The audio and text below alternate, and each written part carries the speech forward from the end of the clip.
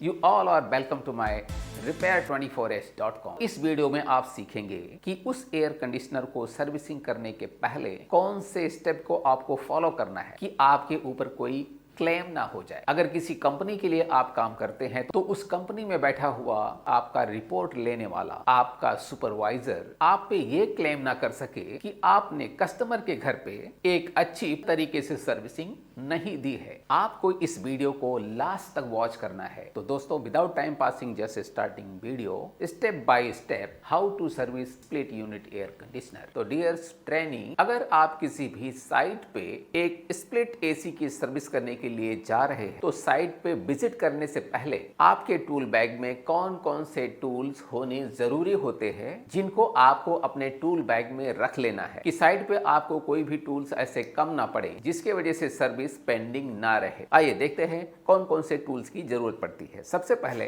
Screw driver और एक plier होना चाहिए आपके पास, और तीसरा आपके पास होना चाहिए लाइन के साथ में गेज। कॉइल को क्लीन करने के लिए ब्रश होने चाहिए। ऐसे ब्रश भी रख सकते हैं जो झाड़ने के काम आते हैं। और आपके पास होना चाहिए इस तरह का वाटर जेट पैड। ये सबसे इंपॉर्टेंट पार्ट्स है। और एम्पियर को चेक करने के लिए होना चाहिए आपके पास एक क्लैंप मीटर्स। और आपको रखना है एयर कंडीशनर का कॉइल क्लीनर एंड ब्राइटनर। ये कुछ केमिकल होते हैं जो एसी कॉइल को क्लीन करने के काम आता है। इनको कॉइल क्लीनर ब्राइटनर कहते हैं। आपके पास होना चाहिए एयर ब्लोअर, हवा देने के लिए प्रेशर में। इनको भी रखें। टेम्परेचर थर्मोमीटर, लेकिन हमारे पास जो मल्टी टेस्टर है एम्पेयर मीटर, ये टेम्परेचर को भी सेंस करता है। तो फिलहाल हमें टेम्परेचर थर्मोमीटर की जरूरत नहीं है, हम इससे ही काम चला लेंगे। कुछ हेयर क्लीनर, शैम्पू के पाउच भी आप रख सकते हैं। तो इतने सामान तो आपके पास होने ही होने चाहिए। बाकी और जरूरत के सामान आप अपने साथ में रख सकते। और क्लाइंट के घर पे विजिट करने के पहले या कि साइट पे विजिट करने के लिए जहां पे आपको एसी को सर्विस करना है, निकलने के पहले एक अपॉइंटमेंट जरूर लें। साइट पे विजिट करें और आप अपने खुद पे थोड़ा सा गौर कर लें, क्या आप एक प्रोफेशनल मैकेनिक दिख रहे हैं। दोस्तों, मैं यही कहना चाहता हूं कि अगर आप किसी कंपनी के एक प्रोफेशनल सर्विस पर्सन हैं तो आपको हमेशा एक एजुकेटेड मैकेनिक दिखना चाहिए। आपको क्लाइंट को दिखने में एक सभ्य, एक जेंटलमैन जैसे दिखना चाहिए। और अपनी लैंग्वेज को भी एक प्रोफेशनल लैंग्वेज जैसा इस्तेमाल करें। इससे क्लाइंट्स को सेटिस्फैक्शन मिलता है कि हमारे प्लेस पे जो विजिट करने के लिए जो मैकेनिक आया है, जो सर्विस पर्सन आया है, एक एजुकेटेड है। तो दोस्तों, कभी भी किसी भी एयर कंडीशनर को सर्विसिंग करने के लिए अगर आप आ चुके हैं तो आपको डायरेक्ट ब्लोअर चलाना या कि सीधा जेट पंप को चलाना या कि ब्रश मारना स्टार्ट नहीं करना है। सबसे पहले आपको वो काम करना है कि कोई भी क्लाइंट आपको क्लेम ना कर सके 2 दिन बाद या 15 दिन बाद या 10 दिन बाद कोई ये ना कह सके कि हेलो सर, जब से आपका एसी मैकेनिक आया था एसी सर्विसिंग के लिए तब से एसी ठंडा कम होता है। ऐसा कोई बोल ना सके। कुछ क्लाइंट ऐसे भी बोल सकते हैं, भैया ये तो बढ़िया ठंडा कर रहा था, अभी क्या हो गया, पता नहीं आपने कैसे सर्विसिंग की, ये ठंडा ही करना बंद कर दिया। हो सकता है कि उस एसी में पहले से कुछ प्रॉब्लम हो। क्लाइंट ने आपको इसलिए बुलाया होगा कि हो सकता है मैं सर्विसिंग करवा दूं तो हमारी एसी अच्छी ठंडी करने लगे, लेकिन उसमें तो कुछ पहले से टेक्निकल प्रॉब्लम है। हो सकता है कि एसी में गैस ही ना हो या कि गैस कम हो तो भी एसी कम ठंडा करता है। तो आपको चाहिए कि सबसे पहले एसी को चेक कर लो कि इसमें गैस कम तो नहीं है। गैस कैसे चेक करेंगे? ऐसा हाथ लगा करके नहीं देखना है। अगर आपका अंदाजा सही भी होगा तो आप प्रूफ नहीं कर सकते हैं। अगर किसी कंपनी से आपने विजिट किया हुआ है तो कंपनी के ऑफिस में बैठे हुए अपने सुपरवाइजर को आप प्रूफ नहीं कर सकोगे कि इसमें गैस कम था। आप अपनी चार्जिंग लाइन को गेज में लगा करके अपने स्प्लिट यूनिट एयर कंडीशनर के आउटडोर के इस सक्शन वाले वाल्व को देखो, यहाँ पर गेज को लगाकर आपको इनका प्रेशर चेक करना है। और आपको पता होना चाहिए कि अगर इस एयर कंडीशनर की कैपेसिटी 1.5 टन है, 1.5 टन है और इसमें चार्ज होने वाला रेफ्रिजरेंट R22 है या कि R35 है या कि और कोई गैस इसमें चार्ज है, तो उसका बैक प्रेशर कितना होना चाहिए, उसका सक्शन प्रेशर कितना होना चाहिए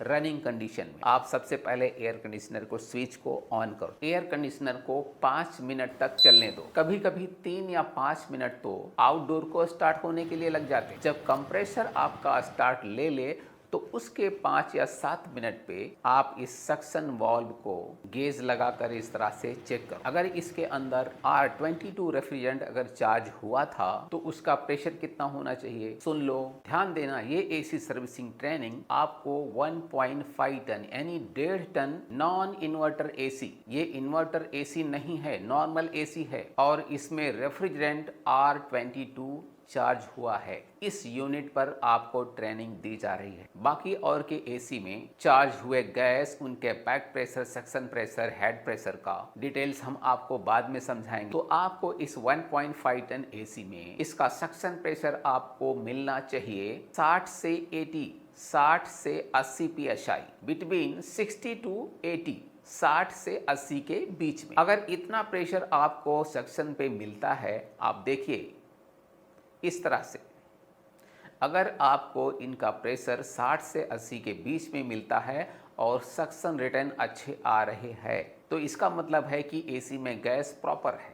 आप अपनी सर्विस सीट को उठाओ और अभी वहां पे मार्क लगा लो, आपको सक्शन प्रेशर कितना दिखा। नॉर्मल है तो टिक मार्क लगाओ, नहीं तो लिखो वहां पे कि इतना PSI प्रेशर हमने फाइंड आउट किया। ये एक प्रूफ हो जाएगा आपके सुपरवाइजर, आपके रिपोर्टिंग मैनेजर के। अब आप क्लैंप मीटर को लगा करके इनके एम्पियर्स को चेक कर लो, ये एम्पियर कितने ले रहे हैं। अगर इनके एम्पियर कम ज्यादा है तो आप वहां पे लिखो कि इतने एम्पियर्स हमने फाइंड आउट किया। पॉइंट टू बी नोटेड, 8 से 10 एम्पियर के बीच में होने चाहिए। अगर आपका 1.5 टन का एसी जिसमें R22 गैस चार्ज है, उसमें कंज्यूम होने वाला एम्पियर कूलिंग होने के टाइम 8 से 10 एम्पियर के बीच में होना चाहिए। अगर कम है तो भी सर्विस शीट में लिखो, अगर इससे ज़्यादा एम्पियर एसी ले रहा है उसको भी लिखो। मैं आपको समझाना चाहूँगा, अगर आप ऐसा नहीं करते हैं तो कभी कभी ऐसी सिचुएशन आ जाती है कि कहते हैं ना, लेने के देने पड़ जाते हैं। आप गए हैं सर्विस चार्ज लेने के लिए, आप तो गए हैं एसी सर्विसिंग करने के लिए, आपको सिर्फ एसी सर्विसिंग का रेट कलेक्ट करना है क्लाइंट से। लेकिन कभी फ्यूचर में क्लाइंट ने अगर क्लेम कर दिया कि एसी अभी भी ठंडा नहीं हो रहा है, वो रीजन क्या होता है एक बार समझ लो। कभी कभी एयर कंडीशनर के कंप्रेसर में कुछ ऐसे फॉल्ट होते हैं, आपने एसी को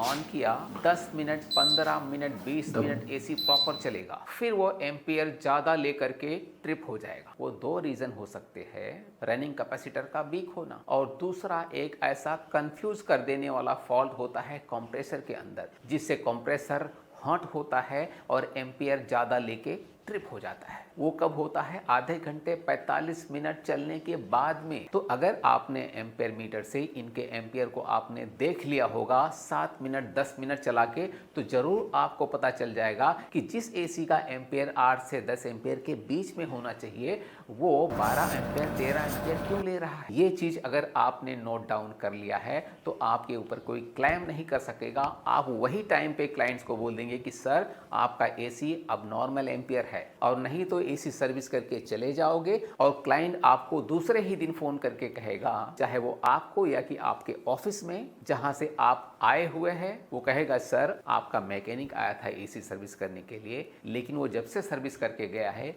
एसी चल नहीं रहा है, ठंडा नहीं हो रहा। तो कंप्रेसर का फॉल्ट तो कोई छोटा मोटा फॉल्ट है नहीं।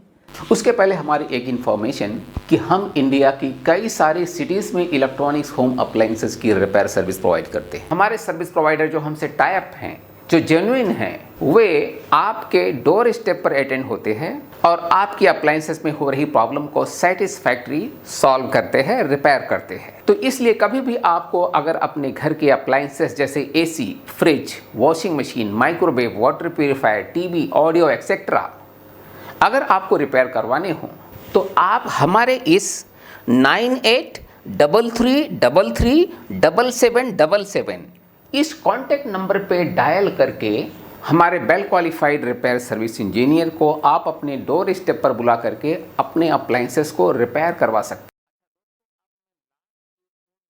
आप दूसरे दिन जाएंगे, चेक करेंगे, कहेंगे सर इसका कंप्रेसर एम्पियर ज़्यादा ले रहा है, तो अब एम्पियर चेक करके क्या फ़ायदा, अब तो क्लेम आपके ऊपर आ गया है। तो इस क्लेम से बचे रहने के लिए आपको इस तरह से, जिस तरह से हम आपको ट्रेनिंग दे रहे हैं, स्टेप बाय स्टेप एसी को चेक कर लो और फिर इनकी सर्विसिंग करो। इससे आपको ये भी पता चल जाएगा कि अगर एसी में गैस कम रहा होगा तो यही टाइम पे आपको टॉपअप का एस्टीमेट दे देना है कि सर आपकी एसी में गैस कम है, इसके लिए इसमें टॉपअप के रेट लगेंगे। आप सर्विसिंग के साथों साथ में जो टॉपअप करने का जो रेट होता है गैस चार्जिंग का, आप इस तरह से उनको पहले एस्टीमेट दे दीजिए। लेकिन आपके सर्विसिंग करने के जाने के बाद में क्लाइंट्स का कोई ऐसा क्वेश्चन नहीं होना चाहिए, जब से मैकेनिक आया था और एसी सर्विस करके गया तब से एसी नॉर्मल नहीं चल रहा है, ऐसी कोई कंप्लेन नहीं होनी चाहिए।